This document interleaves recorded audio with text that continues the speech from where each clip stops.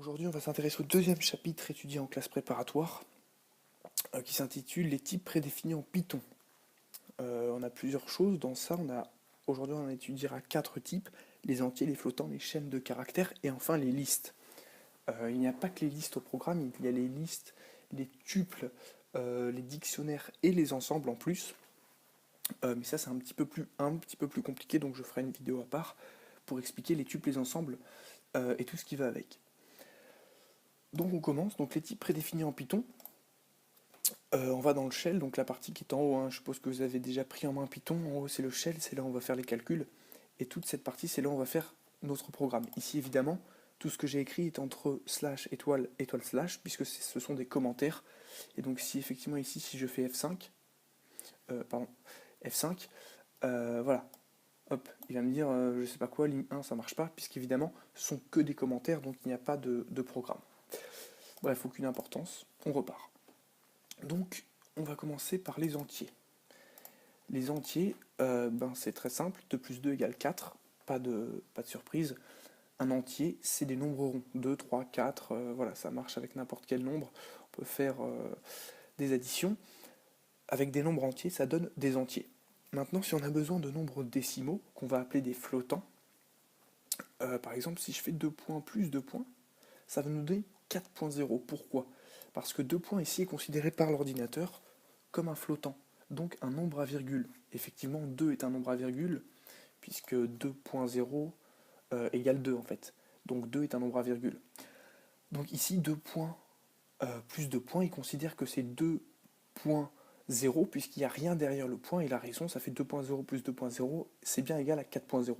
Donc la seule différence entre les entiers ici et les flottants, c'est le point derrière l'entier lui-même. Il suffit de mettre un point derrière un entier pour le convertir en flottant.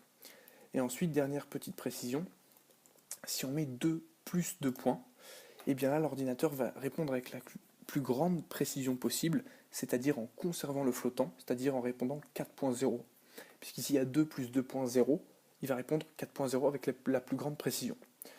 Voilà juste la nuance entre les entiers et les flottants. Ensuite, on passe au troisième point, les chaînes de caractères. Donc pour déclarer une chaîne de caractères, ça se passe comme ça. A égale. Et entre deux petits crochets, alors ça marche aussi avec les deux guillemets, hein. Moi je mets ça pour moins m'encombrer, mais ça marche aussi avec les deux guillemets. Donc par exemple bonjour, bonjour, on fait entrer. L'ordinateur a bien compris qu'on avait rentré une chaîne de caractères A avec bonjour dans cette chaîne. Après on a plusieurs instructions. On peut demander la longueur de A, qui va être égale à 7, bonjour à 7 lettres, donc il va nous répondre 7. Et ensuite on va pouvoir accéder finalement aux positions. Alors là, attention, la position 0 correspond à la première lettre, c'est-à-dire au B, puisqu'en fait, dans les listes de caractères, les lettres sont indicées, et les indices commencent à 0. Donc la première lettre est indicée 0, comme quand je rentre ici A de 0, il me sort bien la première lettre, et si ensuite je rentre A de 1, il va me sortir la deuxième lettre, puisque la deuxième lettre est indicée par 1, puisque la première est indicée par 0. Donc la deuxième lettre, c'est bien O. On peut s'amuser comme ceci à demander n'importe quelle lettre de la liste, hein, voilà. Par contre, évidemment, comme je l'ai dit tout à l'heure, ça commence à 0, donc ça finit à 6. Si je demande A de 7, erreur évidemment, puisque la liste ne...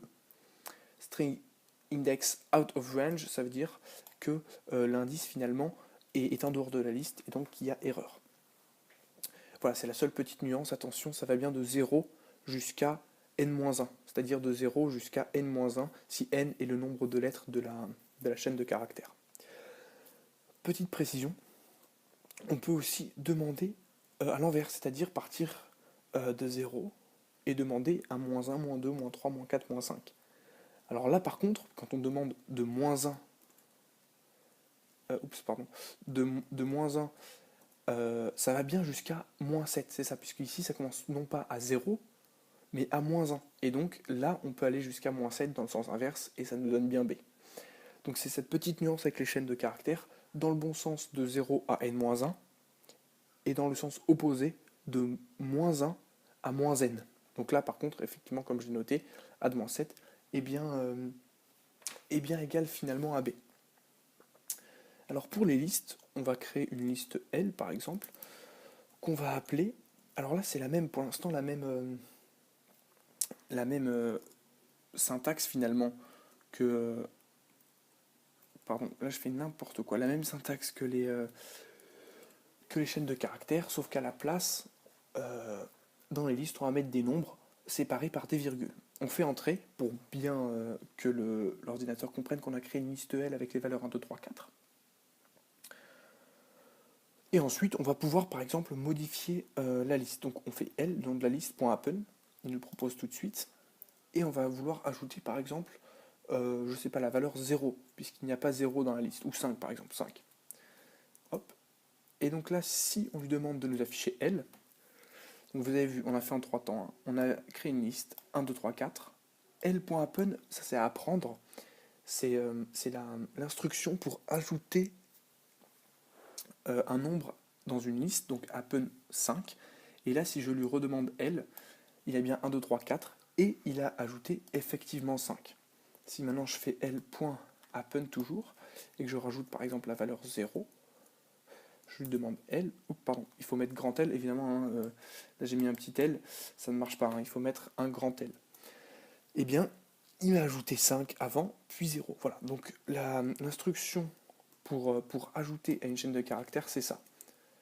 Évidemment, on peut ajouter plusieurs choses. Oups. Ben non. Sous Python, on ne peut pas ajouter plusieurs choses dans une liste. Donc voilà, comme ça on le saura. On peut ajouter un élément un par un. Sauf que voilà, il faut retenir que pour ajouter une liste, c'est L.append. Ensuite, on peut ajouter momentanément à une liste une valeur, où on peut faire plus, effectivement, par exemple, hop, ici 8, disons par exemple, hop, et on ajoute momentanément, vous voyez, 8 à la liste. Par contre, si là on redemande la liste L, il n'y aura plus le 8. Voilà. Donc, c'est pas comme ça qu'on fait pour ajouter de façon permanente un nombre à une liste. On ne fait pas L plus 8. On fait bien L.append 8 si on veut que le 8 soit de manière permanente dans la liste, et L plus la valeur 8 si on veut ajouter juste momentanément la valeur 8 à la liste. Voilà. Alors après, on a vu la manière d'ajouter. Donc voilà, on peut aussi retirer. Voilà, donc ça c'est à connaître. Par exemple, si ici je mets la valeur 3, hop, et que je demande la liste, eh bien il va m'enlever donc la troisième valeur 0, 1, 2, 3, donc il va m'enlever le 4. C'est comme, attention, c'est comme dans les chaînes de caractères. Ici, la valeur 3, c'est pas la valeur 3, c'est la valeur à indice 3, c'est-à-dire 0, 1, 2, 3. Et donc il m'enlève bien le 4. Si on fait ici, par exemple, hop, pop, toujours, si on veut vraiment enlever le 3, par contre, on va faire pop, cette fois-ci, 2. Pourquoi? Parce que 1, c'est par 0, 2, c'est par 1, 3, c'est par 2. Pop, 2, il va bien nous enlever hop, normalement le 3. Et voilà, le 3 a disparu de notre liste.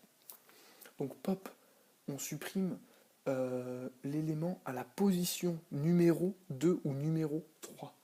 Par contre, si on veut supprimer l'élément qu'on connaît, et ben c'est pas pop, c'est remove. Et donc là, par exemple, si dans la liste du dessus, je veux vraiment enlever l'élément 5, je fais remove 5, j'envoie L, et là, L, on a vraiment enlevé 5 et non pas l'indice qui a la cinquième valeur. Si ici je fais L.pop et qu'ici je mets 5, normalement ça devrait afficher un message d'erreur puisqu'il n'y a pas voilà, puisqu'il n'y a pas assez, il n'y a pas de nombre à indice 5, il y a un nombre à indice 0, à indice 1 et à indice 2. Il n'y a pas de nombre à indice 5. Par contre, si je fais L.append, hop, un petit 7, voilà, on va lui faire L, voilà. Et là, par contre, je peux faire L.remove la valeur 7 cette fois. Même s'il n'y a pas de valeur à indice 7, il y a bien un 7, et donc je peux enlever le 7 de la liste. Voilà, donc on a vu les instructions plutôt classiques donc sur les types prédéfinis. Donc voilà, à vous maintenant d'apprendre un petit peu ces ces choses-là. On a vu plusieurs instructions, donc n'hésitez pas à les noter sur des petites fiches et à les apprendre. Ça vous servira évidemment quand on va faire des programmes après bien plus complexes. Voilà.